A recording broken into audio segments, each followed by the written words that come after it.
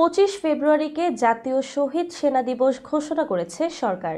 রোববার মন্ত্রিপরিষদ বিভাগের উপসচিব তানিয়া আফরোজ স্বাক্ষরিত এক পরিপত্রের মাধ্যমে এ ঘোষণা দেয়া হয়।